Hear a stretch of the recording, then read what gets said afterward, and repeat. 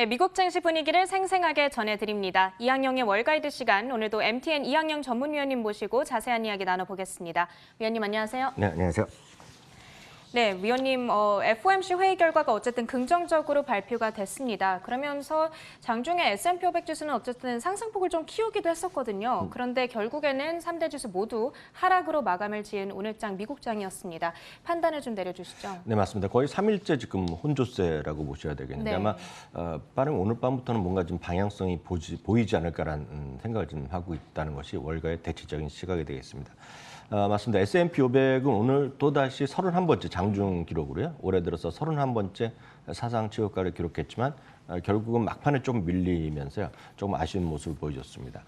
다우지수는 좀 제법 떨어졌습니다. 0.5%가 내렸고요. 나스닥도 0.3%가 내리는 모습. 그렇지만 러셀 2000과 유가는 오늘 반등했고요. 금가 기업은 다시 한번 1780달러 선까지 회복하는 모습이 되겠습니다. 유가가 최근에 안정세를 보이면서 최근에 한 3, 4주째 쉬었던 에너지 가격들이 좀 주가 좀 반등하는 것 자체가 네. 최근 시장의 특징이 되겠고요. 기술주는 오늘 마이크로소프트 때문에 좀 하락했지만 큰 의미는 없어 보입니다. 시장에서 역시 가장 큰 분기점이 됐던 것 중에 하나는 제롬 파월 의장의 어떤 기자회견, 기자 질문에 대한 답변이죠. 지난해 작년 봄부터는 계속해서 화상으로 진행하고 있고요. 오늘도 마찬가지가 되겠습니다. 핵심만 몇 가지 키워드를 정리해서 말씀드리겠습니다. 한마디로 보면 이제 연준이 기준금리를 유지하는 건 뭐 똑같이 되겠고요. 고용 시장에 대해서 여전히 팬데믹 이전을 회복하지 아직은 못하고 있다라는 얘기를 하고 있습니다. 인플레이션은 상당 기간에 2%를 유지해야지 금리의 조정 가능성이 있다고 하면서 뭐 똑같은 얘기를 하니까 제가 오늘 라이브로 좀 보고 왔는데요. 몸에 제스처까지 쓰면서 네. 좀 상당히 유지된다는 표현을 강조를 했거든요. 네. 그러면서 과거에는 6개월 정도로 얘기는 오늘은 이제 12개월까지 얘기를 하고 있거든요. 12개월 추세로 이제 금리가 인플레이션이 2% 이상 돼야 된다 얘기를 했기 때문에 좀 단호한 의지를 다시 한번 밝혔다고 보여야 되겠고요. 역시 이번에도 코로나19 사태를 잘 회복하는 것이 관건이라는 얘기하고 있고요. 한마디로 많은 분들이 얘기하고 있던 채권의 매입이나 이런 등등을 포함한 소위 테이퍼링에 대한 고려할 시기가 아니라는 점은 다시 한번 분명히 했습니다. 역시 시장에는 긍정적 요인이 되겠고요. 그렇기 때문에 방향성에 보면 10년물 금리가 조금 반등하다 하다가 오늘 결국은 좀 주저앉는 모습 보인 것이 시장에 대한 결과가 되겠습니다. 오늘 이제 주식시장으로 다시 얘기를 돌아가세요. 오늘 다우지수가 조금 상대적으로 떨어진 것은 실적을 발표하는 거죠. 오늘 미국 시간으로 보면 이제 수요일 날 아침에 발표한 암젠과 보잉이 실적이 좀 좋지 않게 났습니다. 그러고 마이크로소프트가 어저께 이제 실적을 발표한 부분에 대해서 향후에 대한 기대감이 조금 낮아질 수 있다. 뭐 이런 것들 때문에 좀 주가 떨어졌거든요. 그래서 암젠이 오늘 주가가 제법 많이 떨어졌습니다. 7% 이상 급락하는 모습이었고요. 보잉은 이제 6개월 연속 적자에다가 최근에 이제 약간 전자 부품 쪽에 약간 이슈가 있는 거 아닙니까? 전자 쪽에.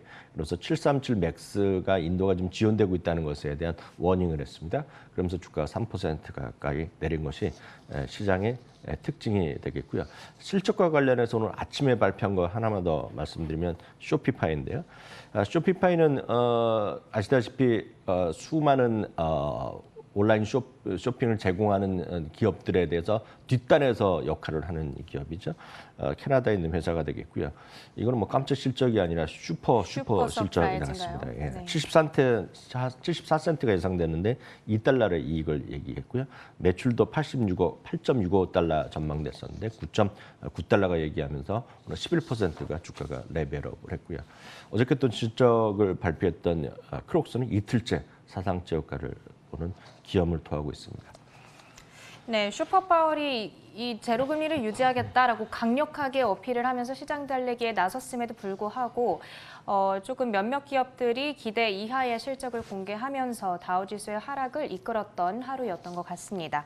그럼 이제 어제 실적을 발표한 기업들에 대해서 조금 더 자세한 얘기를 나눠보려고 하는데 네네. 실적이 긍정적으로 공개가 됐잖아요. 네네. 그러면은 여기에 대해서 이제 글로벌 IB들의 투자 의견이나 목표 주가가 어떻게 바뀌었는지 확인해봐야 될 것 같아요. 네, 일단 가장 중요한 기업이 어제 발표했던 기업은 마이크로소프트랑 알파벳인데요. 마이크로소프트는 주가 오늘 결국 하락했습니다만 시초가보다는 상당히 회복했습니다. 모건 스탠리만 탑픽에서 강력 매수로 한 단계 좀 내렸습니다. 그렇지만 최소한 8군데가 목표 주가를 상향했기 때문에 시장에 대해서는 큰 걱정은 없다는 것이 원리가의 시각이 되겠고요. 오늘 또 새벽에 발표한 비자인데요. 투자 의견 어제 장 마감이어 발표했죠. 비자가 투자 의견을 제시한 8건 모두가 목표 주가를 상향시키면서 오늘 그냥 사상체 효과로 바로 직행하는 모습을 보여줬습니다. 알파벳이죠. 알파벳은 이제 지주회사 이름이 되겠고요. 많은 분들이 알고 있는 건 유튜브를 갖고 있는 구글입니다. 최소 12곳이 목표 주가를 상향했고요. 특히 서스퀴아나가 기존에부터 3,000달러를 제시하고 있는데 3,100을 올리면서 역시 월가 최고를 제시하는 것과 아울러서 기타 두 군데 같은 목표 주가를 3,000달러 제시했기 때문에 3,000달러 목표 주가 시대가 지금 어떤 일반화되는 가능성이 있다라고 보셔야 되겠습니다.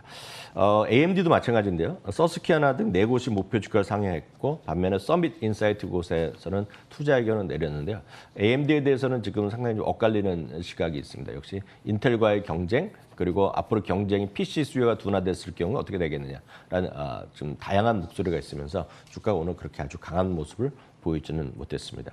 한편 이런 실적이 오늘까지 나왔고 이제 바로 말씀드리겠지만 이제 오늘 나온 페이스북, 애플 그리고 내일 발표될 일단 아마존 하면서 흔히 얘기하는 빵이란 것들에 대한 실적이 이제 다 끝나거든요. 그렇기 때문에 어제 오늘도 마찬가지지만 이런 거에 대해서 루올드 그룹의 짐 폴슨이 하는 얘기가 좀 정확하라고 좀 이해를 하고 있습니다. 소위 시장을 지배하고 있는 빵 주식들에 대한 실적 발표가 집중되면서 이런 것을 확인한 이후에 시장의 방향성이 가늠할 수 있을 것이라는 얘기죠. 결국 이런 것들이 결국 아마 지금 2, 3일째 소강 상태였는데 뭐 방향성은 위건 아래건 아마 방향성은 아마 내일 크게 움직이지 않을까라는 시각을 갖고 있고요. 또 하나가 이제 미국에서 잠시 할 텐데요. 세금 인상 등이 본격적으로 논의할 바이든 대통령의 연설이 이제 있기 때문에 이거에 따른 또 월가의 시각 또 언론에서의 시각, 투자자들의 시각이 다시 한번 보여주지 않을까라는 생각하고 있습니다.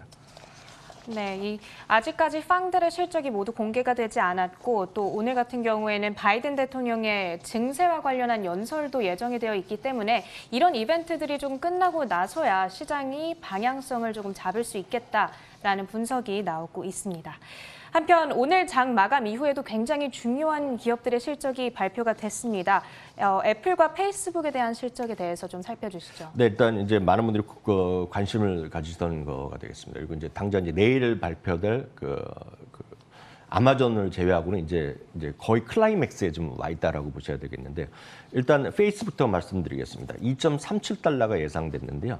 3.3억 달러가 나와서 정확하게 이것도 역시 슈퍼 깜짝 실적이 나왔습니다.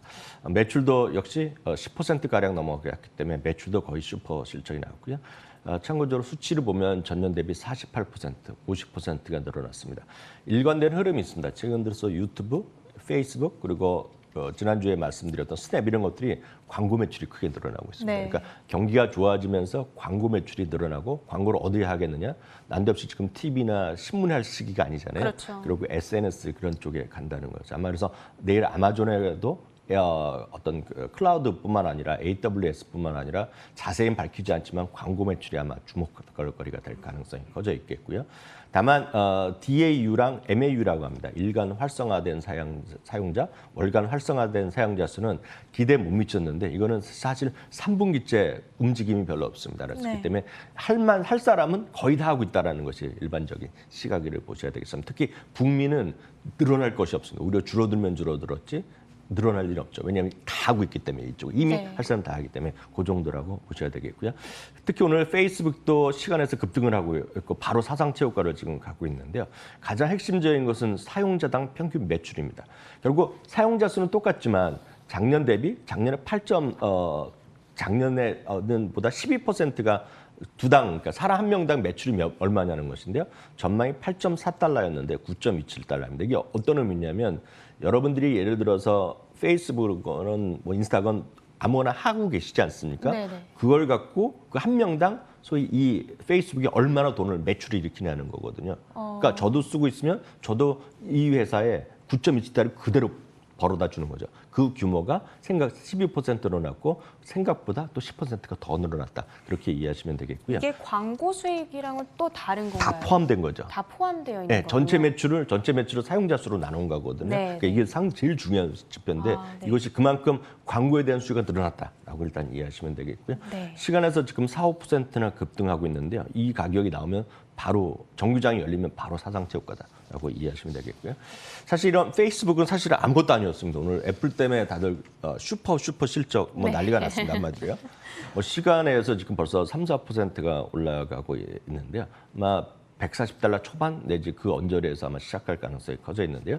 매출 자체가 54%가 늘어났는데 아마 2010년대 이후 아마 최고 실적으로 지금 추정되고 있습니다. 정확한 건 이제 통계가 좀 나오가야 될 것 같은데요. 물론 가이던스는 오늘 제시 안 했지만요. 일단은 기본적으로 매출의 추세가 엄청났다라고 일단 보셔야 돼요. 어쩜 이렇게 크게 올랐을까요? 54%나. 이거는 이제 하나하나 보겠는데요. 가장 핵심적인 것은 아이폰도 많이 팔렸지만 아이폰 외에 아이패드나 맥 시리즈가 전 엄청 늘어났다고 보고 있거든요. 네. 바로 이 부분은 이제 우리나라보다는 해외에서는 특히 학생들이 요즘 교과서 없는 친구들이 많이 있지 않습니까? 그렇죠. 교과서 대신에 아이패드나 이런 걸 나눠주기 때문에 그런 것들 수요, 그런 맥 시리즈에 대한 수요 이런 것들이 워낙 컸다라고 보셔야 되겠는데요. 구체적으로 보여드리겠습니다. 아이폰이 쉽게 얘기해서 65%가 더 팔렸습니다. 네. 서비스 매출이요. 서비스 매출도 많이 늘어났고요. 맥 시리즈 잠시 말씀드렸던 맥 시리즈 있지 않습니까? 70%가 늘어났습니다. 그러니까 PC나 이런 것들이 70%. 엄청나네요. 가격이 보통 PC보다 비싼 건 여러분들 잘 아실 것 같습니다. 네. 아이패드 여러 가지 버전이 있는데 78.9%가 됐고요. 그래서 마진이라고 쉽게 해서 마진이 40%도 엄청난 건데 42.5%가 늘어났고요. 그럼 제일 많이 늘어나는 게 어디냐 하면요. 중국 있죠. 중국이 한 8% 늘어났고요. 그러니까 전체 매출입니다. 가장 많이 늘어난 건 역시 아이폰에 대한 뭐 영원한 사랑을 얘기하는 일본인데요. 일본 94%가 매출이 늘어났습니다. 미국도 한 40몇 프로 늘어났고요. 그만큼 엄청난 실적을 보여줬고요.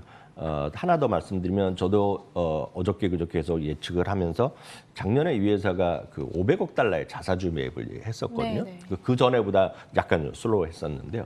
올해 예측이 $600억 발표하지 않을까 얘기했는데 결국 발표한 건 오늘 $900억 얘기했습니다. 네. 그러니까 자사주가 이렇게 늘어나는 것은 그냥 유통 주식수가 들어가면서 속각하기 때문에 주당 이익의 상승 요인이다라고 보셔야 되겠습니다. 네. 그림 하나만 더 보시면 이제 많은 분들이 이러면 이렇게 발표되면 주가 어떻게 될 거냐는 건데 이게 이 자체가 상당히 흥미로운 부분인데요. 딱 보시면 이해가 쉽지 않아서 제가 설명을 드려야 될 것 같습니다. 이 그림은요. 아래 그림 있지 않습니까? 오렌지색 그림은 2017년 이후에 매 분기의 그림입니다. 매 분기. 그러니까 항상 분기 초의 그림에서 분기 말에, 그러니까 3개월 단위로 분기가 나오지 않습니까? 특정 시기 상관없이 2017년 이후에 한 분기의 그림은 평균이 이랬다는 것이고요. 위 그림은 어저께까지 그림이거든요. 무슨 얘기냐면 실적 발표하는 시점까지 횡보하다가 실적 발표 이후 상당히 급등하면서 올라가는 추세였기 때문에 이 그림이 의미하는 것은 물론 지난 3개월 전에 이게 맞지 않았습니다. 그렇지만 네. 결과적으로 2017년 매 분기를 보면 이 그림을 의미하는 것은 지금 주가 파시는 거는 좀 후회할 것이다. 주가 올랐다고 팔면 안 된다는 그림을 보여주는 거라고 보셔야 되겠고요. 하나만 더 말씀드리면 퀄컴인데요. 퀄컴도 역시 깜짝 실적을 발표했고 가이던스도 상향하면서 역시 퀄컴도 지금 시간에서 5% 이상 급등하는 모습을 보여주고 있습니다. 네, 오늘은 정말 애플이 화려하게 장식을 한 하루였던 것 같습니다. 애플이 그야말로 슈퍼 서프라이즈 실적을 발표를 했고요. 애플 들고 계신 분들께서는 좀 뿌듯하실 것 같아요. 그런데 의원님께서 마지막에 보여주신 자료가 하나 있었죠. 아직은 팔면 안 된다. 이런 힌트를 조금 주셨으니까 꼭 참고해 보셨으면 좋겠습니다. 오늘 시간 관계상 인터뷰 여기까지 마쳐보도록 하겠습니다. 오늘도 간밤 미국 증시 시황 판단 MTN 이양용 전문위원님과 함께했습니다. 오늘 말씀도 고맙습니다.